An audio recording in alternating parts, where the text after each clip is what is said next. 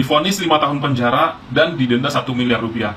Itu pantas sih diterima sama Pak Mansur, seorang guru yang diduga melakukan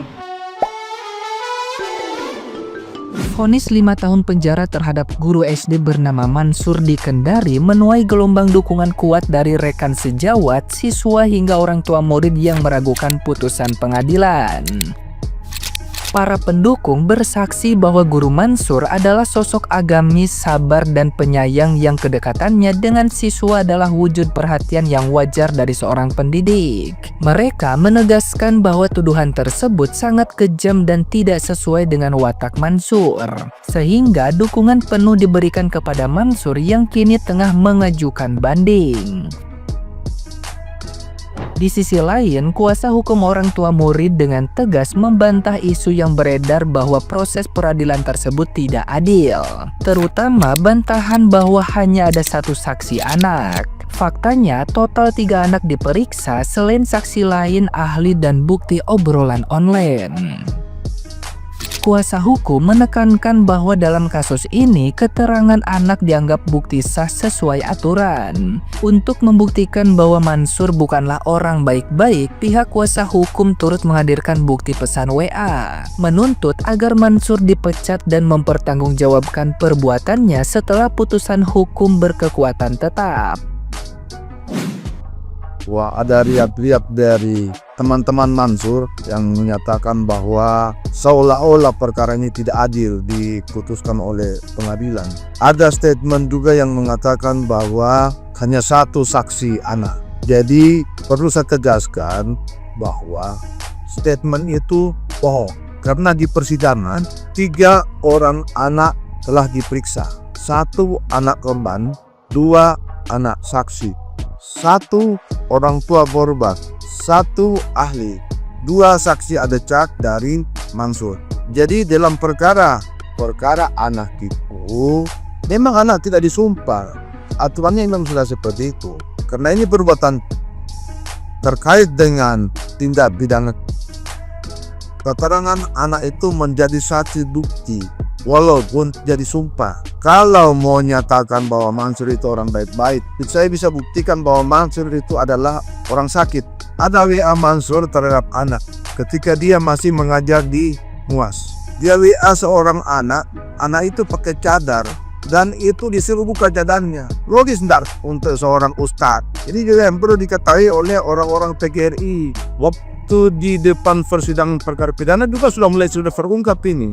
Di persidangan perkara itu terungkap lagi tentang Kiat ini. Kiat ini merupakan satu bukti juga terhadap perkara ini. Ketika nanti perkara ini sudah inkrah, harus dia pertanggungjawabkan perbuatannya, dan saya minta supaya orang ini dipecat. Nah, gimana nih menurut netizen yang terhormat? Silahkan berkomentar ya.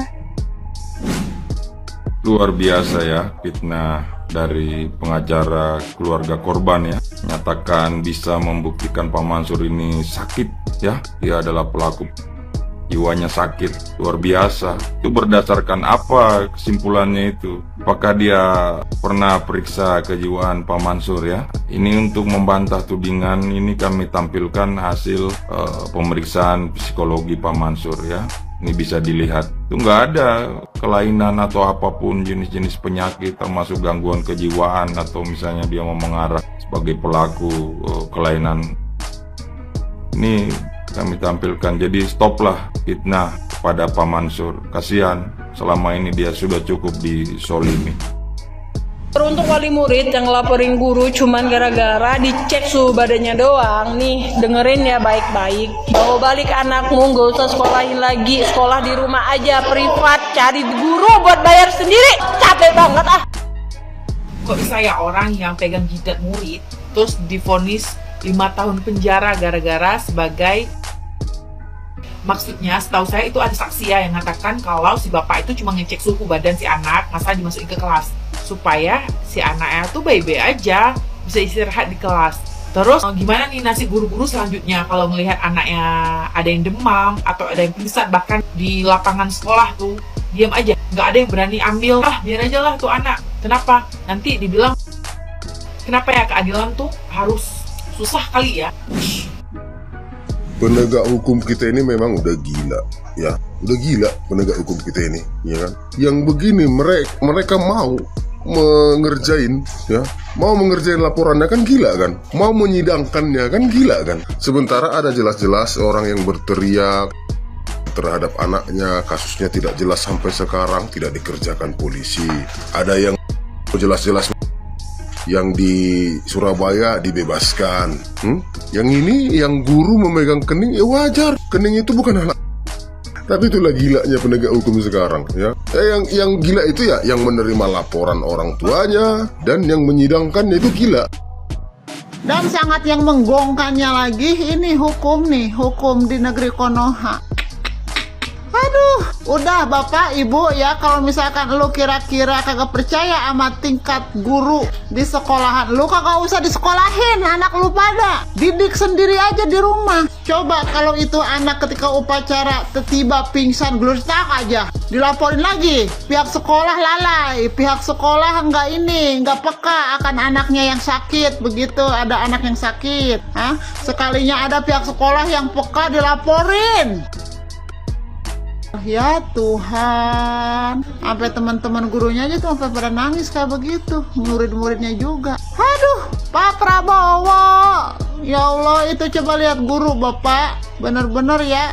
Gua lihat-lihat sekarang makin kesini tuh guru kagak ada nilainya di mata orang tua modelan kayak begitu, ya. Aduh, kalau gua mah anak gua mau, apalagi kalau kondisi sakit kayak begitu, gua berterima kasih sama tuh guru, ya. Aduh, malah dilaporin. Liar warga, liar dunia pendidikan saat ini antara si orang tua tuh, ya. Udah. Apabila Pak Mansur tidak melakukan, lalu hukum apa yang pantas buat si orang tua siswa yang sudah melaporkan Pak Mansur tersebut, dan denda berapa yang pantas buat dia, dan dosa yang menfitnah itu seperti apa. Kita nggak selamanya hidup di dunia ini, akan ada hukuman di akhirat nanti. Nggak habis pikir aja sih, nggak masuk logikaku seorang guru difitnah seperti ini. Lihat aja guru-guru yang mendukung Pak Mansur itu, betapa emosinya mereka kan, karena mereka tahu wataknya Pak Mansur seperti apa. Nggak mungkin sampai seperti itu Pak Mansurnya terhadap anak didiknya. Bahkan pengakuan murid-muridnya yang lain pun yang beredar di media sosial, Pak Mansur itu adalah orang baik, kembalikan guru kami, kembalikan coach kami.